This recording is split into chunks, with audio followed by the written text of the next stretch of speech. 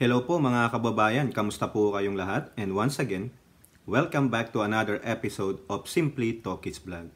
Ang pag-uusapan natin mga kababayan ay itong continuing story and the saga of bewildered pastor ng Kingdom of Jesus Christ na si Pacquiao. Pacquiao means P-A-C-Q. Pastor Apollo C. Quiboloy. Yun. Kasi po, meron pong bagong kaganapan sa kanya at ano po ang naging tugon o reaksyon o statement ng ating first couple sa kanyang matinding accusation sa kanila. No, pero bago po tayo magpatuloy, tayo po ay magbibigay-pugay sa lahat ng ating channel members, followers, subscribers, nagla-like at nagsishare ng ating mga videos, sa mga nagsishare ng kanilang blessings through super chat, super stickers during our video premieres, and sa super thanks kung kayo po ay nagre-reply ng ating video. At maraming salamat po doon sa mga nag-purchase o bumili ng mga mercs dyan sa ating online store. At ganun din po, special shout out sa ating mga comment warriors during our video premieres. Alam nyo na kung sino kayo, ang dami nyo na eh. Hindi ko na kayo maisa-isa, no? At salamat din po dun sa mga magaganda ninyong komento base doon sa inyong mga napanood na video natin. So, bago natin puntahan yung latest update kay Apollo Quiboloy, no, magba-background tayo. Saka meron po akong iparirinig na audio sa inyo, yung ano niya, yung audio statement niya. Kasi may nakita po tayo dun, may narinig ako sa bandang dulo, mukhang na-miss out natin yun mga kababayan.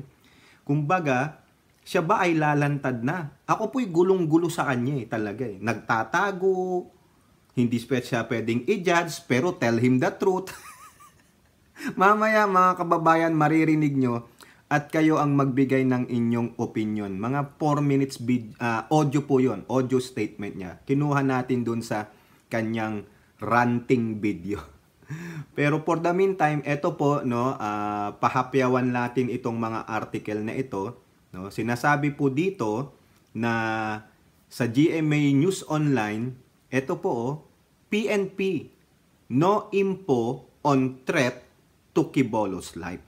No, yan po kasi yung sinasabi na Pacquiao, yung sinasabi niya, meron daw threat sa buhay niya. Yung threat, yung parang pagbabanta sa kanyang buhay kasi nandyan ang CIA, nandyan ang FBI, at maybe nandyan yung mga kalaban nilang mga teroristang grupo, particularly yung kaaway nilang mga insurgent groups, no? At may mga drones daw na umiikot-ikot sa kanila. So, yun ang sinasabi niya, 'di ba? Kung ano-ano pinagsasabi niya eh. Patay na ako, pero buhay pa ako.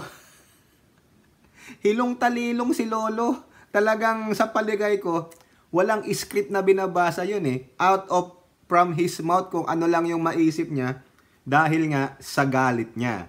So ngayon, nagsalita po ang PNP, no? Wala naman daw pong threat, no, sa buhay niya.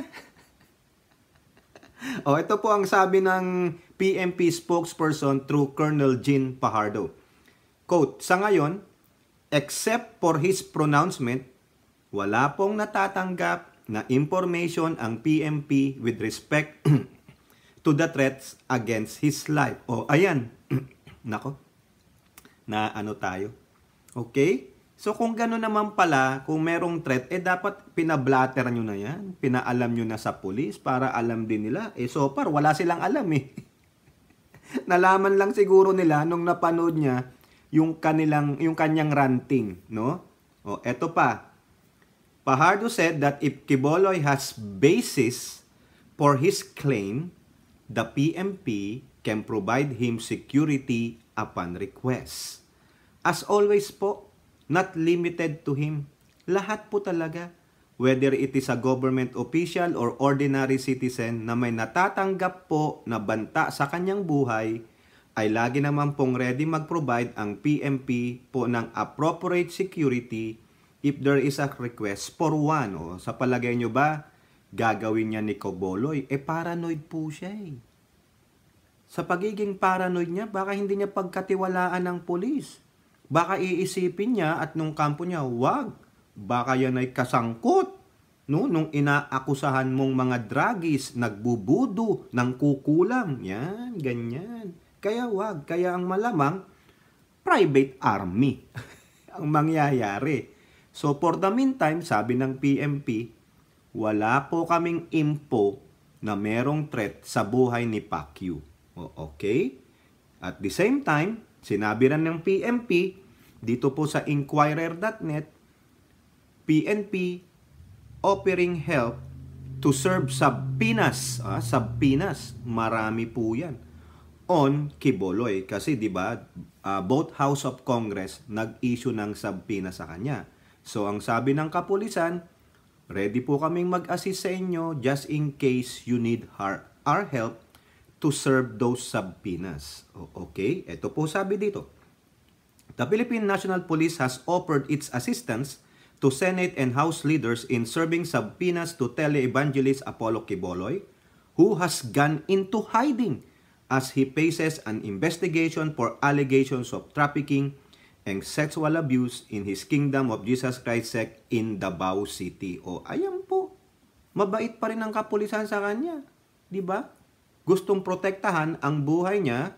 Gustong tulungan ng gobyerno para makuha nila properly ang subpoena. Kasi pag di mo nakuha yan, ay malamang hindi ka ma-i-inform at malamang hindi ka a-attend sa hearing. At sabi nga ni Hontiveros, pag hindi siya humaten sa hearing, ganun din sa House, sa March 12, malamang iko-contempt siya at bibigyan siya ng warrant of arrest. Di po ba? Ito po, quote, "If the House and Senate will seek the assistance of the PNP in serving the subpoenas, then we are ready to assist them." Ayun po yung sabi again ni PNP spokesperson Colonel Jim Fajardo. In Davao City, Police Chief Colonel Alberto Lupas said Quiboloy's camp had not sought protection from the local police, despite his earlier claim he had been targeted for assassination by United States in a purported conspiracy with the Philippine government. Lupas clarified, however, that the Police Security and Protection Group was the unit tasked to provide such protection should it be requested. Yan. So wala talaga. So kayo mga kababayan, ano sa opinion ninyo? Hihingi ba to ng protection sa mga kapulisan? Tulad po ng nasabi ko kanina, sa aking opinion, mukhang hindi hihingi ito kasi paranoid sila no? Parang sabi niya 'di ba doon sa kanyang audio statement, they don't trust the government. Nawala na sila ng confidence sa gobyernong ito and the trust kasi ang gobyerno ay nakipag-alyansa sa US government para po hulihin, sikbatin si Quiboloy. Siyempre, since paranoid ka, you will not trust the national police. You will not trust anybody except your close friends. Malay mo, sabi nga nila, yung close friends mo pa nga, ang matinding magtra-traidor sa'yo. Diba? Yun din yung magandang komento nga nung ating isang follower and subscriber, si Kuya Danny Reynado. Lagi po nanonood ng video natin yan, si Kuya Danny. Nandun din yan sa ating mga video premiere, active po yan. No, sabi niya, nabasa ko yung comment niya sa isa nating video premiere na mas matindi ang friend mo na mag-traidor. Tama naman po siya. Hindi ko lang po talaga maalala yung complete comment niya, pero ang ibig sabihin na hindi yung kaaway mo na malayo-layo sa'yo, kundi yung close friend mo na pinagkakatiwalaan mo, siya pa ang tatraidor sa'yo. Remember si Apo Lakay? Di ba? Nasa inner circle. Ano sabi ni Senator Tambalina? Maraming ahas na nakapaligid daw sa Malacanang kay Pangulong Bongbong Marcos. Di, kung totoo man yan, at totoo rin yung sinasabi doon sa comment ni Kuya Danny, ako naniniwala doon. Na, siyempre, kaaway mo yan malayo yung mga yan. Sino pang patraidor sa'yo? Sinong pwedeng mangbulada sa'yo, manghuda sa'yo? Di yung close friends mo. Malapit sa'yo Di po ba? Kayo, ano sa opinion ninyo? Hihingi ba sila ng proteksyon sa mga kapulisan? Diba? Now, Ito, latest mga kababayan. Dito ko na lang po kinuha sa GMA News Online kasi po, meron ding isang senador na may nagsabi, nagbigay ng kanyang opinion. Diyan po kay Pacquiao, no? Pero unahin po natin ito, ayan po.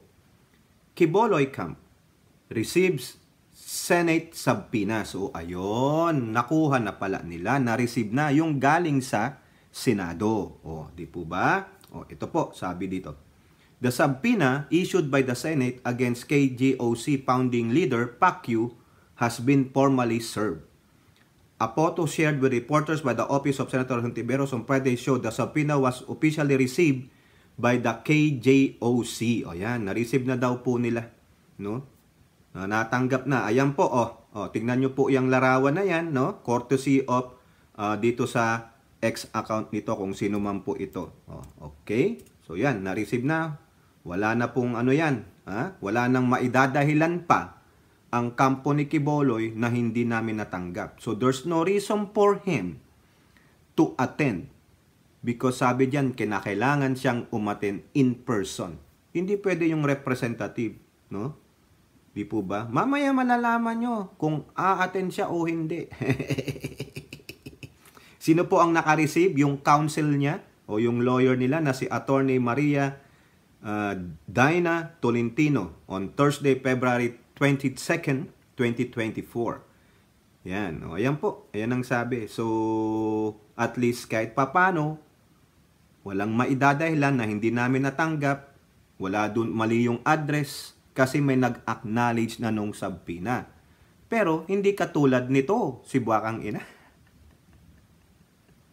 Wala daw dun sa address na tinitirhan niya, di ba? O, pati yung kay Katunying, nasabi niya, mali naman yung address na yan eh. Bakit yung kay Katunying na demanda, may komento siya, di ba? O, kasi yung demanda na sa Pilipinas. Pero yung demanda dito, nung isang magaling na fashion designer na si Abel, hindi siya makapagkomento. Bakit din niya masabing, mali naman yung address na yan eh. O, di po ba? O, yan. Ngayon, yung sinasabi ko sa inyo na isang senador na nagkomento po diyan kasi 'di ba sabi ni Pacquiao, nagtatago daw siya. Hindi niya mapakita yung mukha niya. Pero nadulas naman siya kung nasaan siya. Nandun siya sa kanyang glory. Glory. Hallelujah. Kala ko sasabihin niya, nandito na po ako sa langit. Baka naman kantahan ka dyan ng ano bang kumanta nyo, no? Yung tatawagan ka ni Risa Hontiveros. Yung, Heaven knows I done no wrong. Ano ba yung kanta? Oh, Line to Heaven, no? Kung meron daw telepono sa heaven. If I ever have a line to heaven, I'll swear I call you there. Di ba? Di ba, Pacquiao? O Risa Hontiveros. Baka naman pwede mong tawagan yung tatay ni Hontiveros, ni Pacquiao. Di ba? Kala ko talaga sasabihin niya dun eh. Nandito lang ako sa heaven. Katabi ko ang aking ama. Mamaya malalaman nyo kung sino yung tatay niya. Diyan sa audio na yan. Siguro na-miss natin to eh. Na-miss ko po mga kababayan. Kung napanood ko yon, kung narinig ko yon, nako, kawawa na naman sa pang-aasar si Pacquiao. Ngayon, talagang buong buo inulit ko. 5 times kong inulit itong audio na to. Iniintindi ko, pero maski na ako, nabaliw. Kaya tignan nyo. Tawa para akong yung nakahisinghot ng laping gas. Di ba, Kuya Danny? Kuya Danny, laping gas. Parang yung nakasinghot ka ng tawang gas. Di ba? Ito si Quiboloy Joker pala to eh. Hindi ka lang pala liar, Joker ka din. Ang lakas mong mangbudol. Di ba, Risa Hontiveros? Pero maganda yan. Ano ba ang area code sa langit? Kiboloy, anong area code sa langit? 69 o 88? Pakisabi nga. Ang alam ko sa Pilipinas, 63, di ba? Plus 63. O di ba? Sa langit, Kiboloy, yung langit ni Kiboloy, ano? Kiboloy, 6988 o ano? O numero 4. Ano gusto mo? 4, 69, 88. O ano? Grabe ka kay Boloy ha. Baka tawagan ka naman dyan ni Risa Hontiveros. Hello? Hello? Is it you I'm looking for? Lionel Richie. Hello naman ngayon. Nung nagtanong kung may line to heaven, sabay, hello? Is it you I'm looking for? Tama ba yung kinakanta ko, mga kababayan? Tawang-tawa na naman dito si Aichang sa si Elora. Hindi na nagbibigay ng mga fortune cookie itong dalawan to eh, no? Lalo na yang si Aichang, no? Hindi marunong magbigay ng fortune cookie na nakasulat sa Nihongo. Di ba, Aichang? Gawa ka nga ng fortune cookie na yun na may Nihongo, ha? Yan ang assignment mo ngayon sa iyong brother. Sa iyong kuya, ha? Ha? Yan po ating mga sisters and brothers from another mothers. Okay, Boloy. Baka marami ka rin yan, no? You have sons and daughters from different women. Ikaw ba naman pag-agawang ka tapos ang dami mong tinira eh. Ngayon galit na galit ka eh. Ano ba tinira mo? Pentaning. Ay nako, nang aasar na naman tayo dito mga kababayan. Susugurin tayo ng mga kulto dito ni Pacquiao eh. Makapagkape nga ulit. Nako, ang sarap pa rin ng kape ko. Aichang, Elora, ha? Maritel, ang sarap ng kape ko. Priscilla, ang sarap. RN2 cents. Alam nyo, para sumarap yung kape nyo, pili rin kayo ng Keurig. Keurig. Ang dami kong Keurig dito. Grabe. No? Meron pa akong nabiling isang pagawaan ng kape. Yung, ano ba yun? Kuya Dani. Nakalimutan ko, Kuya Dani. Sige, next time na lang. Anak ng siopaw, naligaw tayo dahil kay Pacquiao. O dito po, ha? The same news. Ibababa lang natin. The same yung pangalan ng article. Kiboloy Camp receive Senate subpoena. So dito po kasi, merong isang senador na nagsalita. Ang sabi diyan, he should not hide. Hindi siya dapat magtago. O sino po nagsabi niyan? Si Senator Sherwin Gatchalian. Ay, yung girlfriend niyan. Maganda girlfriend niyan. Ayan po ang advice niya kay Kiboloy. Pero, Senator Wing Gatchalian, mo mong papakita kay Kiboloy yung girlfriend mo, ha? Mag-ingat-ingat ka dahil habulin daw siya ng babae. Paalala lang, Senator, ha? Wag mong yan. Tago mo si Madam, tago mo. Maganda pa man ang iyong girlfriend, itago mo siya. Wag mong ipapakilala yan kay Kiboloy kasi deadly si Kiboloy. Siya nga si Joseph eh. Di ba? Baka biglang mabighani yung girlfriend mo eh. Baka wala na, babayu. Super bilyonaryo pa man din si Kiboloy. Di ba? Ayan, sabi ni Gatchalian, hindi ka dapat magtago. He should not hide. Nakita ko sa kanyang YouTube statement na nagtatago. Pag nagtatago ang isang tao, sign of guilt.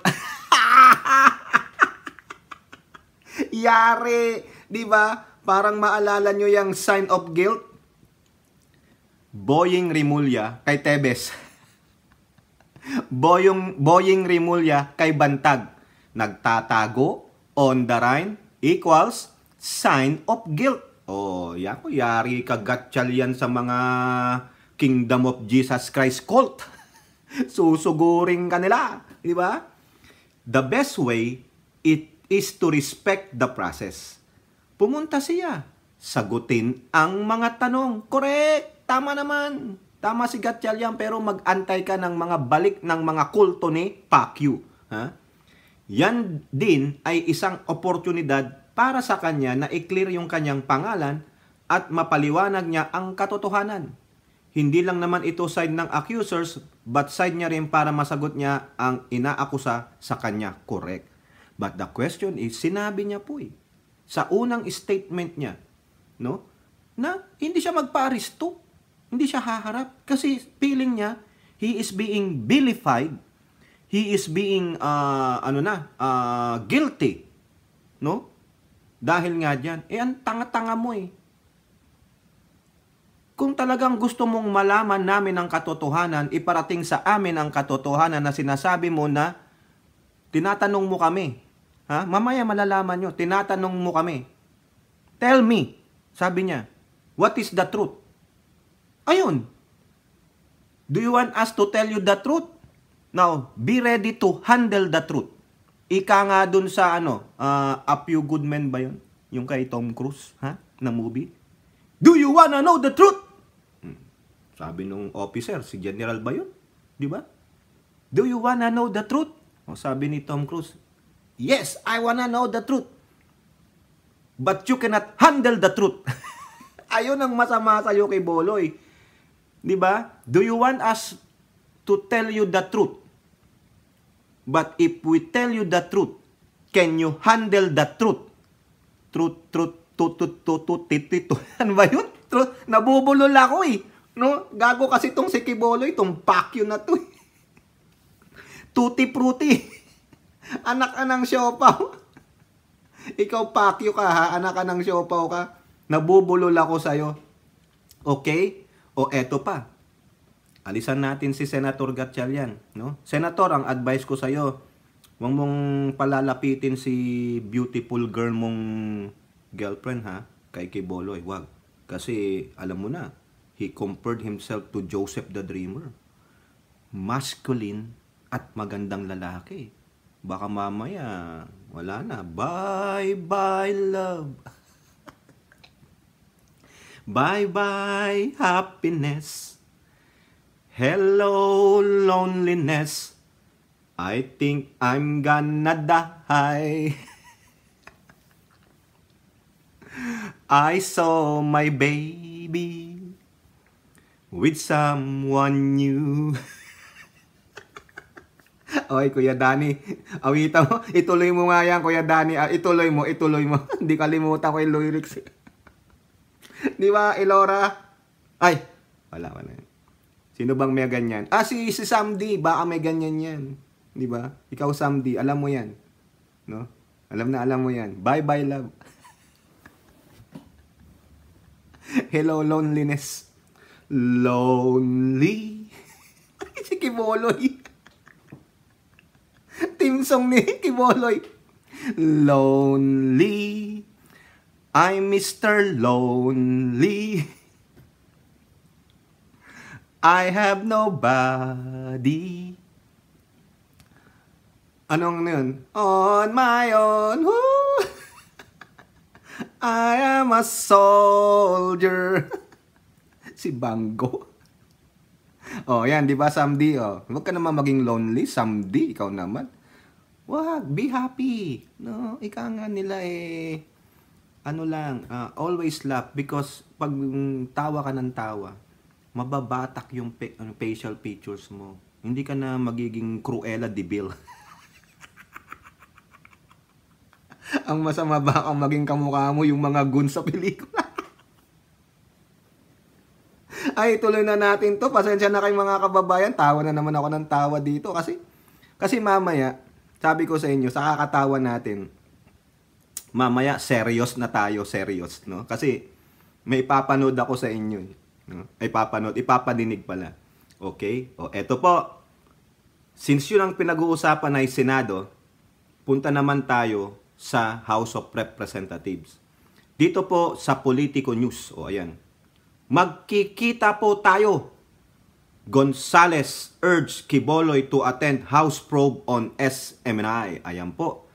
House Senior Deputy Speaker and Pampanga Representative Aurelio Gonzalez Jr. urged KOJC Church founder Pacquiao to attend the congressional probe, reminding him that no one is above the law. O ayan, di ba sinabi na rin niyang kahapon ni sino ba yun? Sino ba yung nagsabi sa kanya na no one is above the law? Si Representative Asidre yata yun, no? Magkikita po tayo, Pastor Quiboloy, sa Marso 12, said Gonzalez, referring to the hearing on the House Committee on Legislative Franchise on the measure seeking to revoke the franchise granted to Sunshine Media Network International for alleged violation. The House of Representatives have already issued a subpoena against Quiboloy after repeatedly not heeding the invitation of the committee. Quiboloy is believed to be the beneficial owner of SMNI. Nakita nyo yung pagiging defiant niya. Yung pagiging kawalang respeto niya. Ha? Tapos sabi niya, magrespetuhan, rumispeto. Ito, after repeatedly not heeding. So, ibig sabihin, paulit-ulit. This is not only once. This is not only twice. Probably more than that. Kasi paulit-ulit di ba? Rather than confirming his attendance at the upcoming hearing, Quiboloy made absurd claims against, ayan, yun nga, yung ranting niya. Di po ba? Gonzalez said Quiboloy's actions indicate a desperate attempt to deflect from the issue and set the stage for potential defiance of the subpoena. Correct. Tama po. No? We remind Pastor Quiboloy that he must comply with the subpoena or we will have no choice but to hold him in contempt and proceed with arrest. Siguro mas gusto niya yan. No? Para lalo siyang kaawaan. No? At doon, pwede siyang idepensa ng kanyang mga kingdom followers. Ang tanong sa iyo, Quiboloy, is that the will of God? Yan ba ang sinasabi ng iyong ama? Mamaya malalaman nyo kung sino ang kanyang ama. Na? Ayan ba ang gusto nila? Ng Diyos Ama at ng iyong ama? Na repeatedly do not heed the call of the Congress, o yung both houses ng Senate and House of Representatives. Yan bang ina-advise sa'yo ng Holy Spirit? Di ba? It is the will of God the Father and the will of your Father. Di po ba?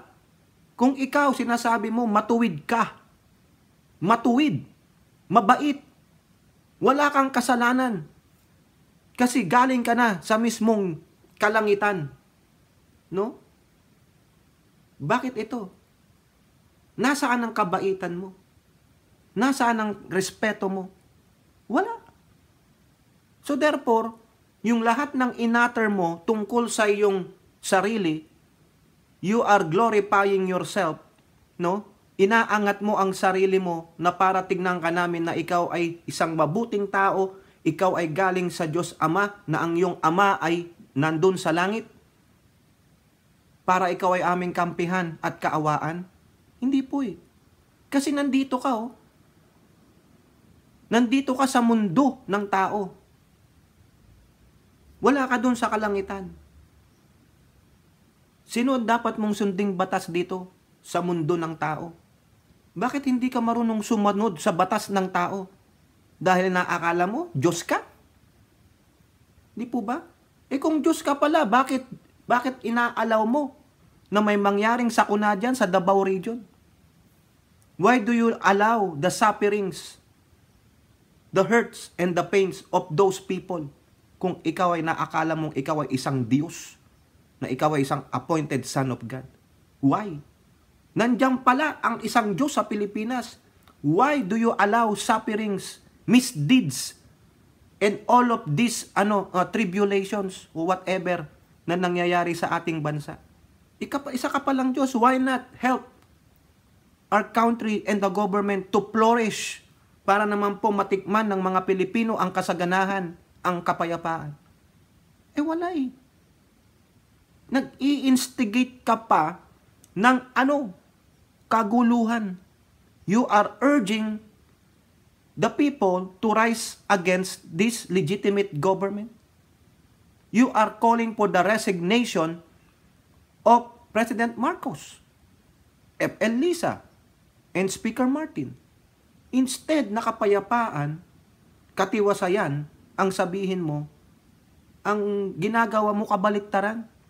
So tanungin kita ulit, Is that the will of God the Father to you? Yung ba ang dinidikta ng Holy Spirit sa'yo? Kasi appointed son of God kay. The Father is in me and I am in with Him. Di ba? Ganun eh. Yung sabi mo. Kinalulugdan ka ng Diyos. Pero ano kinalulugdan ba ng Diyos ngayon? Parang Old Testament lang. God is giving judgment directly to the people. Hindi na po ngayon ganun eh. Di po ba? O kayo mga ministro, kinakasangkapan kayo. Tama ba? Ha? Kayong mga ministro dyan na nakapanood nito, mga evangelist. Ano opinion nyo sa sinabi ni Quiboloy? He is calling for people to rise against this government. Nakita nyo ba na evil ang government na ito? Meron bang genocide? Meron bang pang-aapi? May wives trade, ano ba? Parang civil war? Authoritarian? Dictatorship ba ang Pangulong Bongbong Marcos? Nasusupil ba ang kalayaan ng bawat Pilipino? Ano sa Constitution, provision sa Constitution, ang sinuway na ng Pangulong Bongbong Marcos? Bakit nananawagan si Quiboloy na mag-rise up ang mga tao para matwart ang evil government? Uwe, kahiya-hiya ka. No, Quiboloy, nakakahiya. Isa ka talagang bulaan. No, sabi ni Gonzales, umating ka para marinig din ng panig mo. Ganon din yung kay Gatchalian. Di po ba? Otherwise, they will proceed with your arrest. Tapos, ibiblame mo na naman ang Pangulong Bongbong Marcos. Ibiblame mo si F.L. Lisa. Ibiblame mo ang speaker. Ibiblame mo ang USA. So, ibig sabihin, wala kang kasalanan. Wanted ka nga eh. Di ba? Sa FBI. Kung wala kang kasalanan, bakit ka dinawit sa mga akusasyon kung walang mga witnesses? Walang nagpapatunay na ikaw mismo. No? Ang sabi pa nga nila, hilig-hilig mo daw yung sa pajama eh. Baka namang may butas na yung pajama. Sa shampoo daw. Lavender na ano ba yun? Palmolive ba yun? No? Ano ba yun? Mukhang mabango ang lavender. Mukhang takam na takam siya doon. Petis niya yun eh. May petis pang gago. Di ba? Ikaw ano ka pala ha? Ibang klase ka rin. Baka meron ka pang mga kadekadena dyan, saka mga latigo. Diba, RN 2 cents? Eto po, mga kababayan. Ito na yung gusto kong iparinig sa inyo. No? Pagtyagaan nyo na po itong mga 4 minutes audio po ito eh. No? Ni-record po natin, mga kababayan. Eto po, ha? Ito yung sinabi niya, pero nakalimutan natin to. No? Pagtyagaan nyo na. Kunin nyo po yung mga main points. I want you to take notes of the main points dito ng mga pinagsasabi niya. Napakaganda po eh. At baka matawa na naman tayo. Eto po, mga kababayan. Matuwid ba kayo? President Bongbong Marcos, Lisa Marcos, makinig kayo. Totoo ba na gumawa kayo ng aksyon kasama ng FBI na ako ay nyo nang ipaligwak at binigay sa kanilang kamay? Kaya't sila'y gumagawa ng ganito with impunity sa aking sariling bansa. Kung ganyan ang ginawa ninyo, I will not honor you. I will not respect you because you did not honor me and you did not respect me. You are no longer worthy to be our trusted leader. Mabuti pa hanggang maaga pa, Bongbong Marcos, Lisa Marcos, Martin Romualdez, bumaba na kayo sa posisyon. Mag-resign na kayo sapagkat hindi hihinto ang tinig na ito habang naririyan pa kayo. Mga kababayan, tatayo ako sapagkat patay naman lang din ako. Tatayo ako hanggang buhay pa, hanggang may hininga pa ako para sa natitirang buhay ko ay magkaroon naman tayo ng boses at magkaroon ng kahit munting kalayaan na lang mula sa mga banyaga na kasabwat ang mga makapiling Pilipinong ito na itinayo natin sa kapangyarihan. Akala natin ay maasahan natin sila. Mga demonyo pala. Sorry to say that, but that is the truth. If that is not the truth, then tell me. And you cannot judge me. You cannot condemn me. I am dead already. I am a living dead in your book. CIA, FBI, State Department, USA. Gawin ninyong gusto ninyo. Ngayon na nakapagsalita na ako, lalantad na ako. Hindi na ako natatakot. Ako ay handa sa glorification. Kung ang glorification ko ay mangyayari maging glorified body ako, hindi ko tatablan ng bala. O kaya, tatablan pa ako sapagkat hindi pa nangyari yun. Handa na akong humarap sa mga bala ninyo. Basta't ito ay nasabi ko na sa social media. Huwag ninyong ligwakin ito para sa bansang Pilipinas ito. Mahal ko po kayong lahat. Pagpalain natin ang ating bansang Pilipinas. Pagpalain tayo ng ating buting Diyos. Pagpalain at ipigay natin ang lahat ng kapangyarihan sa Kanya. At tandaan ninyo ito, hindi mananaig ang kadiliman sa bansang ito habang may boses na ganito.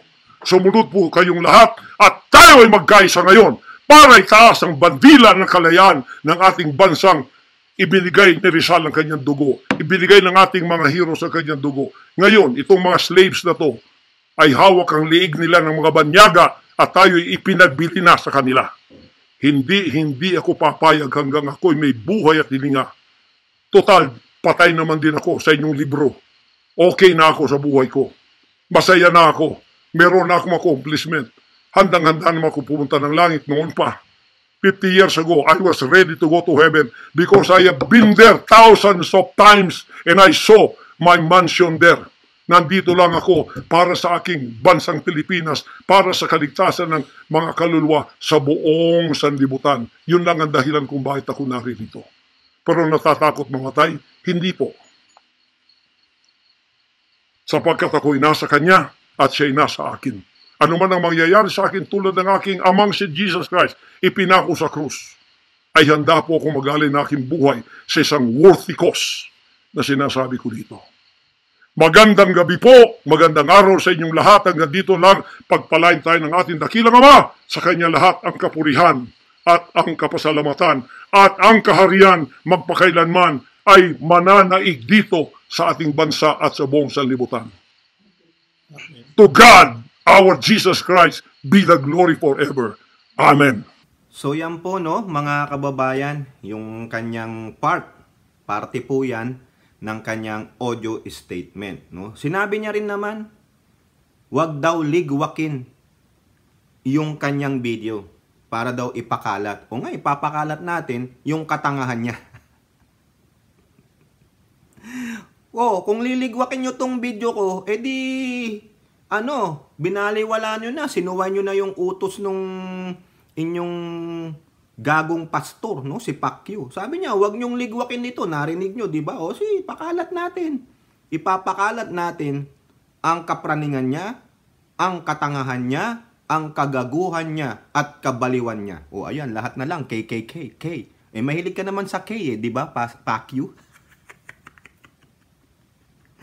No? So, yan po, mga kababayan, no? Napansin kasi ako no? Dito sa sinasabi niya. Actually, may mga sinulat na naman po akong points dyan, no? Talagang nagsusulat po tayo. Hindi po tayo yung tatamad-tamad habang nakikinig, no? Alam nyo naman, maski na kahig manok yung sulat ko, tingnan nyo, daig ko pa yung doktor magsulat. Maski na ako, hindi ko rin maintindihan yung isinulat ko. Grabe. Daig ko pa yung stenographer o ano-ano dito. Parang siguro mag-Morse code na lang ako dito. Dit-didadit. Di ba? Yung nga, inaakusahan niya ang presidente ng mga evil. No? Evil si Presidente Marcos, evil si Ninang Lisa, evil si Ninong Martin, evil ang Amerika. Yun ang tingin niya kasi nga, he is self-righteous. Feeling niya, siya ang kinalulugdan ng Diyos. Kaya yung tingin niya sa mga taong umaalipusta sa kanya, siguro tingin niya rin sa akin, ako ay evil. Di ikaw na. Di ikaw na ang matuwid. Baka nga dito may bumubulong sa akin no? Baka katabi ko nga si Archangel Gabriel dito. Sabi niya, sige Tokis, birahin mo yung huwad na na yan. Biruin mo. Ang tatay niya daw, ha? Narinig nyo? Ha? Kung sino yung totoo niyang tatay? Ha? Ang Diyos Ama? Si God the Father yun. Sino tatay niya? Ang tatay ko, sabi niya, si Jesu Cristo. Totoo pala yata? na may anak si Jesus Christ. Narinig nyo, di ba? Sinabi niya yan eh. Oh, ang tatay ko, my father, Jesus Christ. Oh, siya talaga yung magpatunay na may anak si Jesus Christ noon. Inari niya eh, na namatay daw sa krus at nabuhay muli. Siya ang aking ama. O, tinan niyo yung kabaliwan niya. Kung ano-ano na yung nasabi niya, balikan nyo yung video.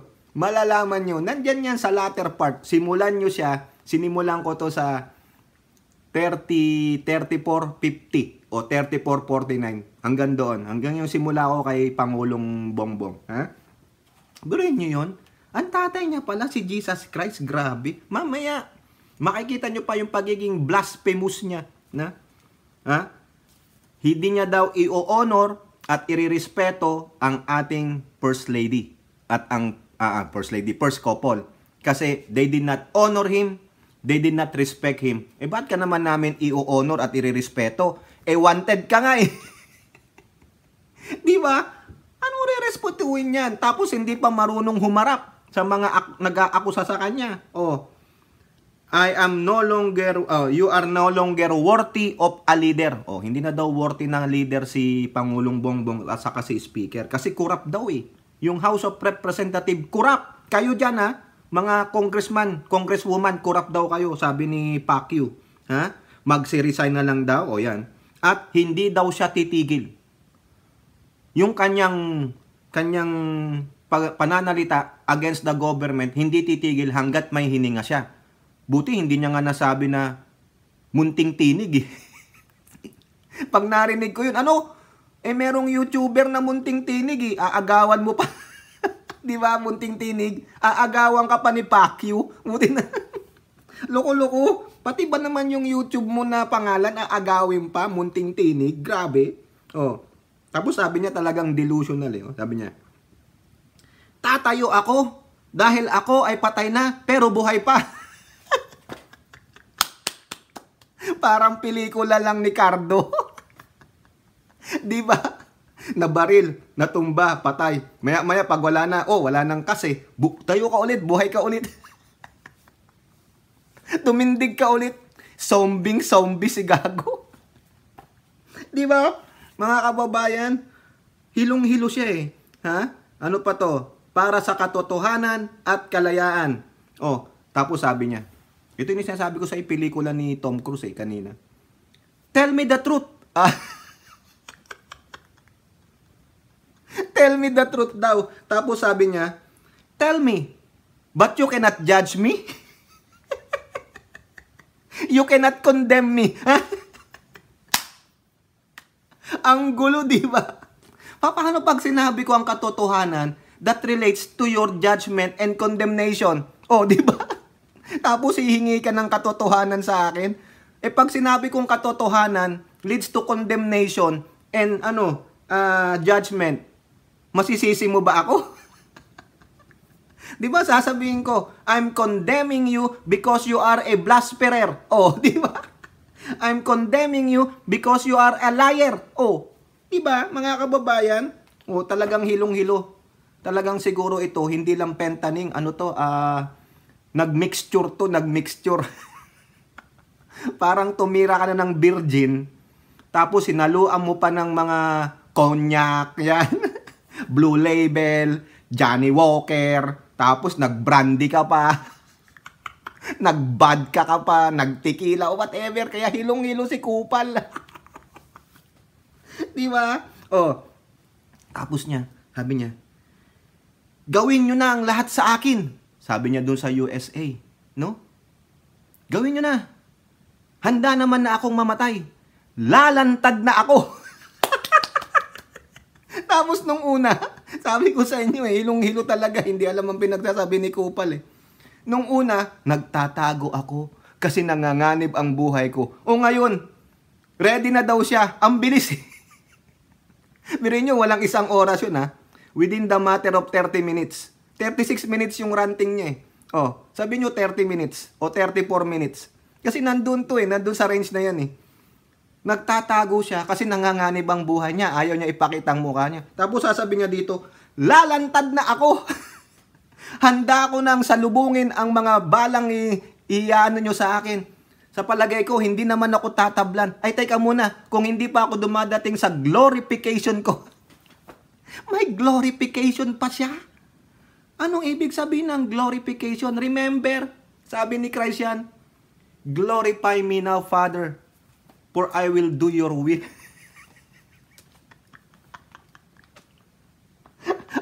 ang sakit pakinggan, mga papakayan. Glorification daw. Baka natanggap mo na yung glorification mo. Ilan ba ni-rape mo?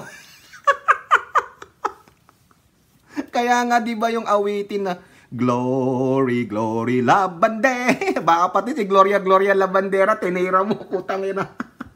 Gago ka talaga, fuck you. Tatablan pa daw siya ng bala kasi hindi pa siya nag-glorify. Antayin nyo daw yung glorification niya. Ang glorification mo, doon sa Senado, doon ka pumunta, at sa Kongreso, doon ka nila i-glorify. Why? Because they're gonna put caps on your hand. Langya ka, Pacquiao ka talaga. Malangya to si Pacquiao. Kakaasar. Tapos sabi niya, handa naman na daw siyang mamatay. No? Handa na siyang mamatay.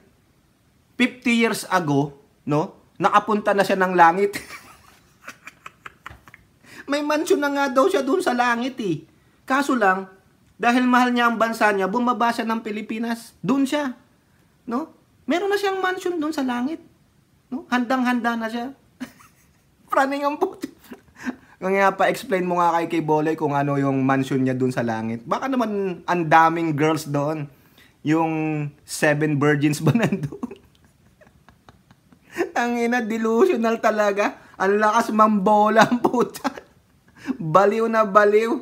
No? Because the Father is in me and I am in Him. At ang aking Ama ay si Jesus Christ. O sige. Sige na nga, pagbigyan na nga itong gago na to. Talagang blasphemer, mga kababayan. Wala ka namang ebidensya that the God is in you. Wala eh. Kasi, kung ang Spirit of God is in you, you will obey the law. You will heed the call of the subpoenas. You will attend the hearings of both houses. Yan ang gusto ng Diyos. Maging matuwid tayo, sumunod tayo sa batas ng tao. No? 'Di ba? Kasi nandito ka sa lupa eh. Kailangan mo ring sundin ang batas ng tao except no, hindi lang yung batas ng Diyos, yung kautusan ng Diyos. Dahil you are a living person. Tao kay. Ngayon, patunayan mong ikaw ay isang Diyos na gayahin mo yung ginawa ni Jesus Christ. Ano ang sabi ni Christ diyan? Yung mga ganyan, mga nagsasabing ganito, ganyan, huwag niyong paniwalaan yan. They come from the devil. Yan po yan. Yung ipinapangaral na ganito, ganyan, nakakita ako ng ganyan, ganito, hindi. Kung iba na yung tinuturo nila, labas na yan sa banal na kasulatan, hindi po yan totoo. They all come from the devil. Yan po ang tatandaan ninyo. Masakit man pakinggan. No? Katawa-tawa si Kiboloy. Pero kailangan niyang malaman ang katotohanan. We have to condemn him. We have to tell him the truth. That you are a liar. No? Kung hindi ka sinungaling, kung mabait ka, kung matuwid ka, bakit may ganito? Bakit merong mga witnesses doon sa Senate hearing na nagpapatotoo tungkol sa kagaguhan mo? Di po ba? Ito, yung kaso mo, 2018 pa ito. Ha? Sa Amerika. Di ba? Kung matuwid ka, malinis ka, mabait ka, hindi na kayo nang hihingi pa ng continuance, hindi na kayo nang hihingi pa ng iporlo, yang asunto na ito dito. If you really wanna know the truth, and the truth will be known by the whole world na ikaw ay inosente, matino, mabait, marespeto sa mga kababaihan at mga kabataan, mga minors, pinausad nyo na sana ang kaso. Para wala ka ng problema, wala ka ng stress, hindi ka na ma-depress. Di po ba? Hindi ka nagrarant. Hindi. Idinideflect mo ang mga issues laban sa iyo sa gobyernong ito. At sinisisi mo ang gobyernong ito na naikipagkunayban sa United States. Where is the proof? Di po ba, mga kababayan? Walay. Praning. O, ano lang ang sagot dyan ng ating first couple? Diyan po, sa Philstar Global, Marcos, First Lady, ignore Quiboloy rants. Wala. Di po ba? Wala. Ano lang ginawa nila? Tignan nyo. Anong ginawa ni Ninong at Ninang? PBBM at Lisa. Yan, no? Date night. O, di ba? Nagpakasaya pa sila. Kumakain kami ng steak. Eh, ikaw? Kakain ako ng mais. With potato. O, di ba, mga kababayan? O, ano pa ang sabi ng ating Pangulong Bongbong Marcos? No? Yung famous quote niya. If you make your enemies angrier, it means you're doing a good job. Diba? Galit na galit si Quiboloy. So therefore, the Marcos administration is doing a good job. Diba? Evident naman yan. Tignan nyo na lang yung mga accomplishment ng gobyernong ito. Nandyan po sa Presidential Communications Office website or Facebook page or sa kanilang social media accounts. Even on the Bongbong Marcos, tignan nyo rin yung accomplishment ng mga proyekto ni Ninang Lisa sa kanyang Lisa Marcos official Facebook page. Tapos sasabihin nyo mag-resign? Ano ang ginagawa ni Ninong Martin Romualdez? Puro pagtulong, puro pagsusulong ng mga prioridad na batas ng Pangulong Bongbong Marcos. Di ba? Tapos sasabihin mo kay Boloy mag-resign? Ikaw ang dapat mag-resign sa kahibangan mo. Ikaw ang dapat mag-resign sa kagagawhan mo, kabobohan mo, katangahan mo bilang isang ministro. Dahil ikaw ay isang bulaan. Ikaw ay sinungaling. At sabi nga ni Risa Hontiveros, ikaw ay nangre-rape. Mahilig ka pala sa pajama, ha? At syampong lavender. Ang ina mo, hayop ka, no? Patawarin nawa ako ng Diyos sa binigkas ko sa'yo. Pero yun ang katotohanan para sa akin. You want to know the truth? Ayun. Yun ang truth sa akin. You are a liar. You are a blasphemer. Blasphemy. You blaspheme the name of God. You blaspheme the Holy Bible. And you blaspheme yourself. Kung tama yung word kong blasphemy, ha, correct nyo na lang ako. Sinungaling ka. Kriminal ka. Ayan, no? Oh, FBI, wanted. Tapos sasabihin mo, kriminal ang aming presidente, druggies. Nasaan ang ebidensya nyo? Wala nga kayong mapakitang ebidensya. Pero ikaw, nilabasan ka ng ebidensya ng FBI. Ayan, no? O nasaan yung katiting na ebidensya na kriminal ang aming presidente, ang aming first lady, si Speaker Martin? Nasaan? Wala. So therefore, the truth is, you are a liar. Ang tatay mong totoo ay si Satanas, who is a very liar from the very beginning. Yan po ang sabi ni Jesus Christ. Liar, liar. Pants on fire. Liar, liar. Ang kan-kan ni Pinocchio. Oh, kayo po, mga kababayan, ano pong inyong masasabi? Comment down below and don't forget to like and share. Hope to see you on the next videos. Bye-bye. God bless.